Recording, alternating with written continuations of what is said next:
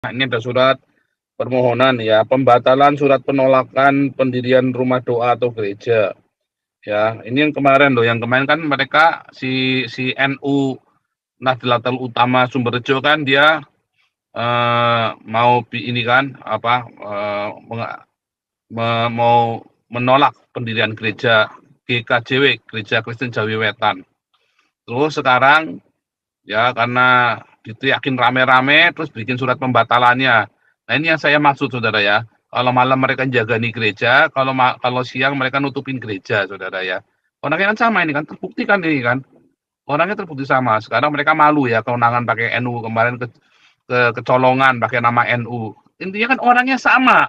Oh nggak boleh pakai nama organisasi NU katanya orang NU-nya kan. Nah iya intinya kan orangnya sama. Tat juga ini kan orang NU juga kan.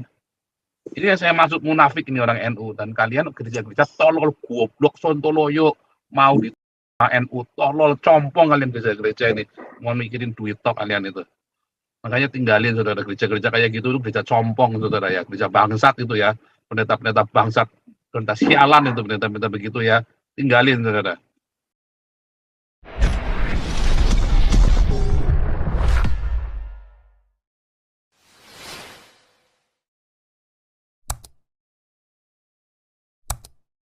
Oke, terima kasih.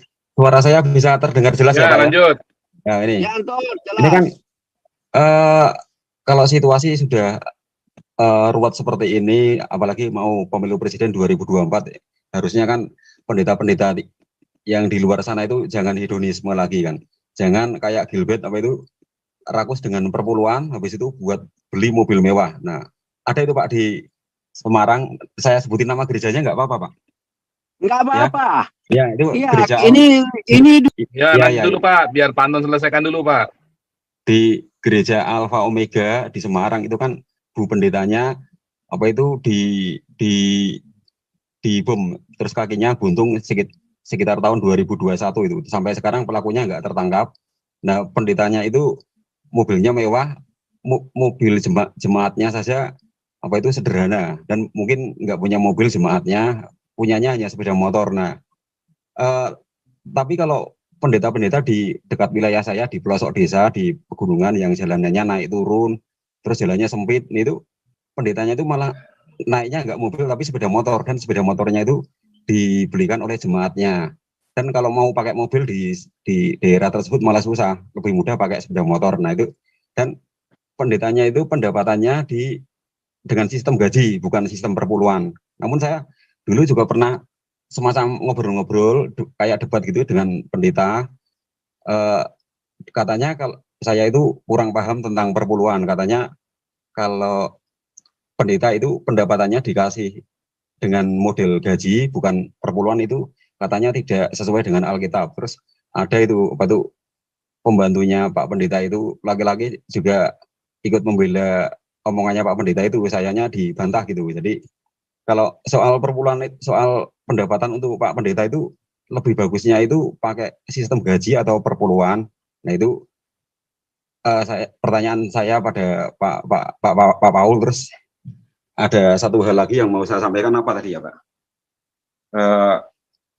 Oh ya ini, yang tadi Pak tadi katakan si siapa itu pilot Susi Air yang disandera kelompok bersenjata di Papua itu kan kok kenapa yang dipegang yang itu bukan misionaris yang dari Eropa yang di tengah hutan itu ya.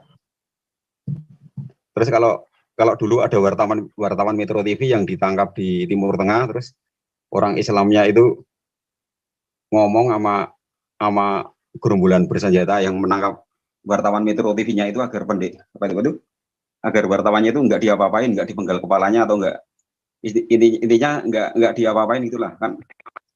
Apa itu kayak di mana itu ya, ada wartawan dari barat tertangkap gerombolan bersenjata di Timur Tengah sana terus kepalanya dipenggal dan itu di live streamingkan.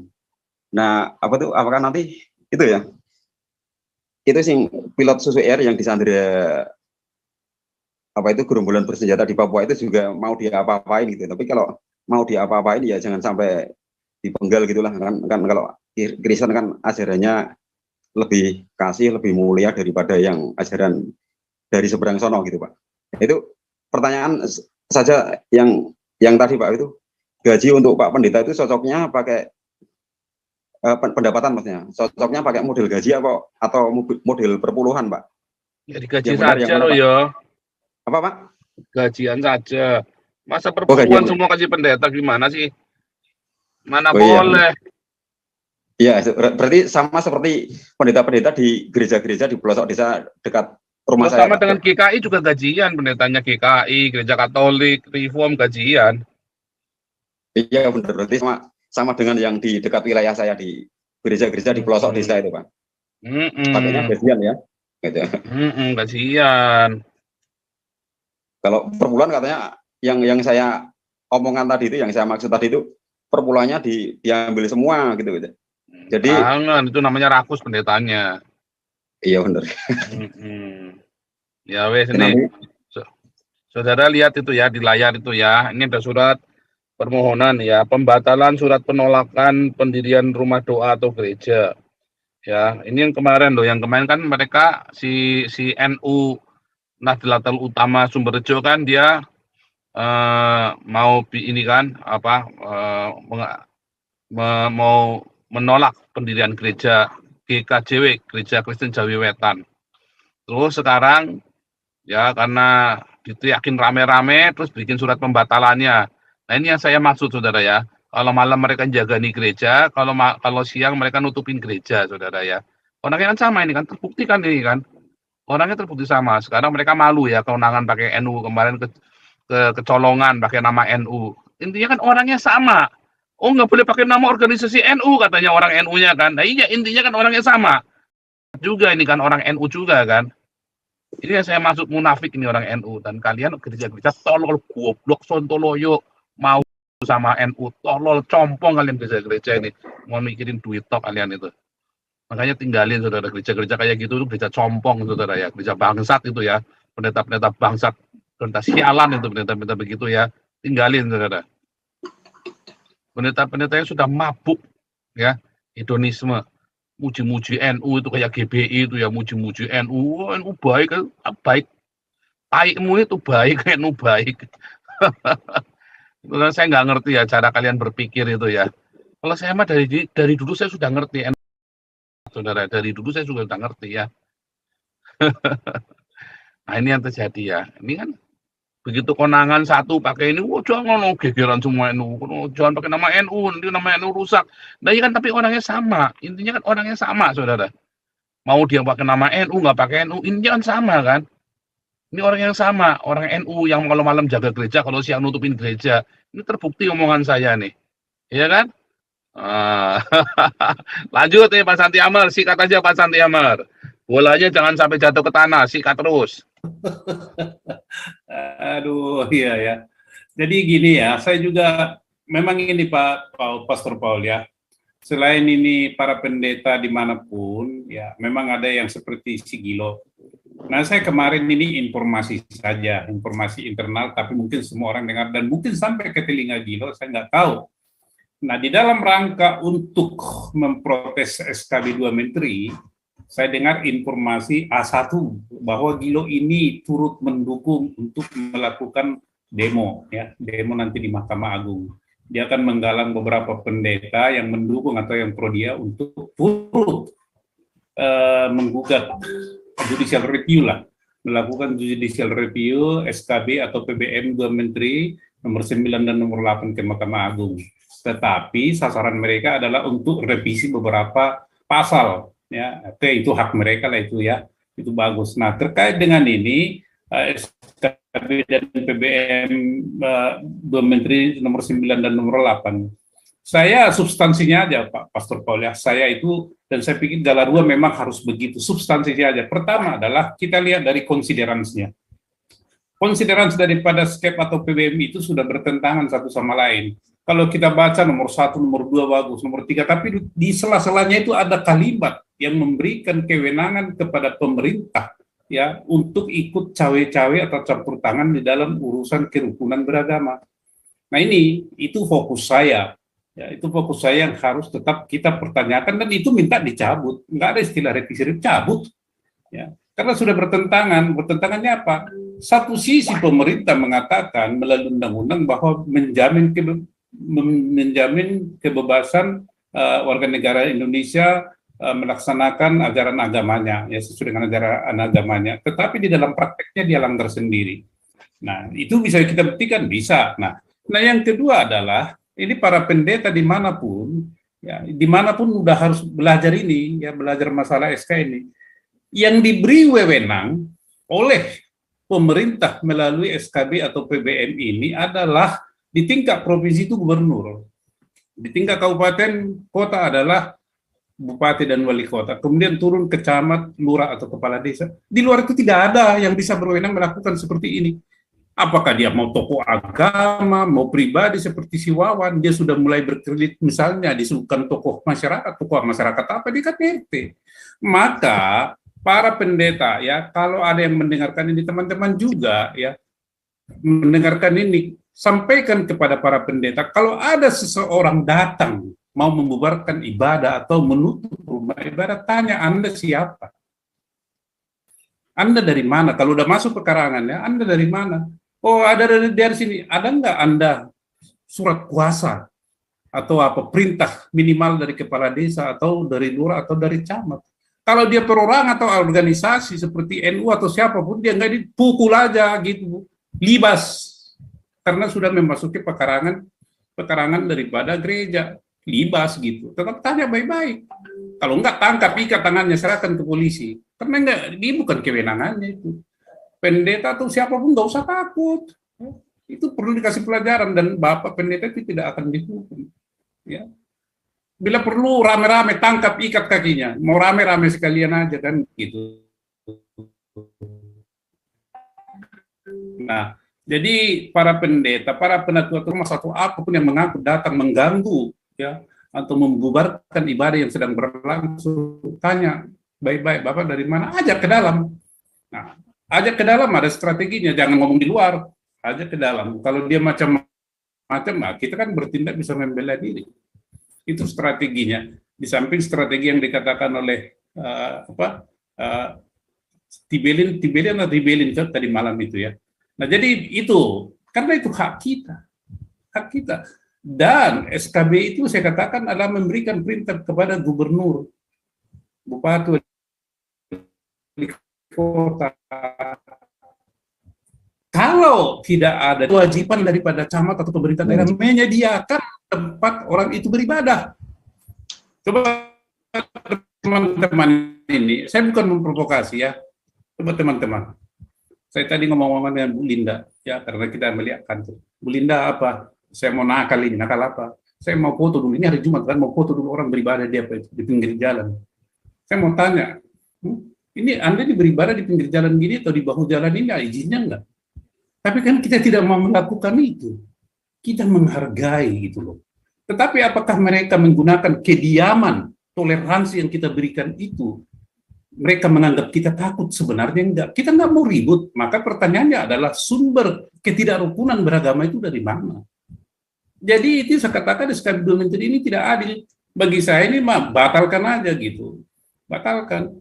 Kalau saya lebih gila lagi misalnya kan, mungkin di hadapan dari pejabat yang mengeluarkan ini, ya saya sobek aja sekalian.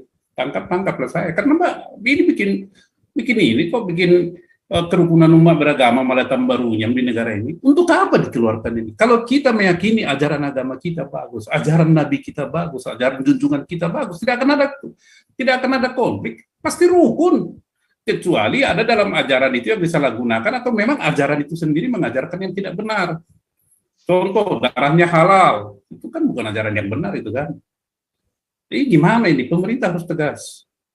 Kalau misalnya seseorang atau kelompok masyarakat yang tidak diberi kewenangan membuat ribut, tangkap, selesai. Bukan masalah agama.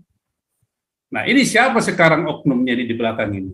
Kenapa misalnya sekelas RT ini kemudian pada akhirnya mengaku dia tokoh masyarakat? Berani dia dengan patentengan masuk ke rumah ibadah begitu, pakai sendal dan segala macam. Kalau saya di situ, saya libas itu. Saya libas, nggak urusan saya. Gitu ya. Tapi inilah kasih itu, ya kasih sih kasih. Tapi kalau udah kurang ajar tunggu dulu gitu kan. Saya libas kalau saya. Nah, siapa di belakang orang ini yang begitu gagah beraninya itu ya? Pasti ada oknum, pasti ada di belakang ini. Di mana FKUB? Saya katakan FKUB nggak ada gunanya, bubarkan, menghabiskan uang negara itu. Bagaimana FKUB itu komposisinya? Jadi diatur sedemikian rupa, sedetail mungkin di SK itu. Lah kalau tidak ada situ perwakilan daripada suatu agama tertentu, bagaimana bisa mereka memutuskan musyawarah? Ongkang-ongkang aja kan, mabir juga, makan berak tidur, terima gaji. Keputusannya apa? Forum kerukunan beragama apa? Bukan forum kerukunan itu, forum kekacauan itu. Bubarkan itu ya. Bapak Presiden, kalau Bapak Presiden dan ini dengar, bubarkan, nggak ada habis-habisin uang negara itu. Lebih baik itu dikasih kepada ini orang-orang tua jompo, ya itu uang negara itu berapa itu kita belum tahu itu berapa, mungkin itu sering jadi bisa memberikan Ya, kantor berapa per tahun uang mereka. Ya, padahal mereka ditugasi untuk memediasi, melakukan penerangan, ini segala macam. Enggak, ini mabirtin, makan berak tidur. Ada masalah, oh bikin perdamaian. Ini Anda ini aktor siapa? Aktor negara atau memperjuangkan kepentingan negara atau kelompok tertentu atau oligarki yang saya katakan itu tadi. Oligarki itu kan tokoh agama di Indonesia, tokoh agama, pengusaha, tokoh militer yang miring-miring kan.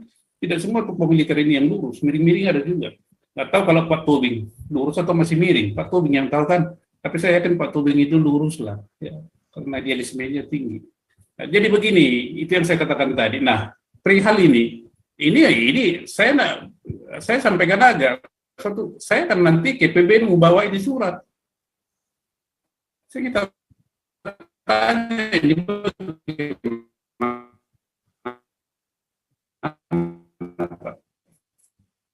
apa jawaban beliau kan? PBNU kan misalnya ya, kita ya nomor pembatalan surat penolakan. Berarti kan sudah ada pembatalan itu. Siapa mengeluarkan itu? Sudah ada surat itu kan penolakan. Siapa mengeluarkan itu? Kok dia? Kalau dia tidak mengeluarkan, ngapain dibatalkan kan? Gitu berarti dia sendiri yang mengeluarkan itu. Kemudian enak aja dibatalkan. Waduh, itu logika yang disampaikan oleh Pak Paul itu betul juga. Kalau bukan dia yang mengeluarkan, kenapa dia batalkan? Ini kan bikin bodoh-bodoh orang ini. Ya. Kalau dia bukan mengeluarkan, pusing apa dia? Bikinnya pernyataan kami tidak pernah mengeluarkan ini, pembatalan, berarti dia yang mengeluarkan itu. Nah, ini perlu juga diperkarakan ini orang polisi kan. Ini kan bukan wewenangnya ini. Lama-lama nanti dia ini apa? NU bilang bubarkan negara ini. Oh, bisa jadi bilang gitu kan? Nah, udah berhasil hal-hal kecil gini, musnahkan semua gereja di Indonesia ini. NU atau siapapun bilang begitu, enak aja. Ini harus diproses ini Pak, nggak bisa dibiarkan, diperkarakan ini. Kita ya Bu Linda sama Bu Lusoi, mungkin sebelum ke sana kita menghadap PBNU nggak apa-apa. Kalau Ibu berdua pakai jilbab ya terserah lah. Kalau saya pakai ini aja biasa. Tapi kita harus tanya ini, nggak bisa. Apa kita patentengan nggak juga Pak? Apa kewenangan kita bertanya? Ya berhaklah. Kami rakyat Indonesia, cinta negara Republik Indonesia, tidak boleh di Indonesia ini diatur, negara ini diatur di luar reservasi berdemokrasi. Anda bebas, tapi kebebasan Anda dibatasi. Bebas tapi boleh gila tapi sopan gitu. Ayo, gila tapi sopan. Kira-kira bagaimana terjemahannya? Itu Pak. Jadi terima kasih nih Pastor Paul. Ini yang satu ditarakan atau itu tokoh adat itu kata yang bubarkannya. Tahu itu. Terima kasih bisa ditambahi oleh teman-teman yang lain Bang. Dan saya tidak minta maaf kalau omongan saya begini. Saya kan tidak berbuat salah. Jangan seperti orang, oh bikin perdamaian tapi tidak mengaku salah, menyesal. Wih, enak aja menyesal. Saya menyesal. Tapi apa kesalahan yang Anda perbuat itu akui. Sama seperti kita kalau minta apa kesalahanmu, aku dong terus terang dari A sampai Z. Tidak melakukannya lagi. Itulah kesalahan apa?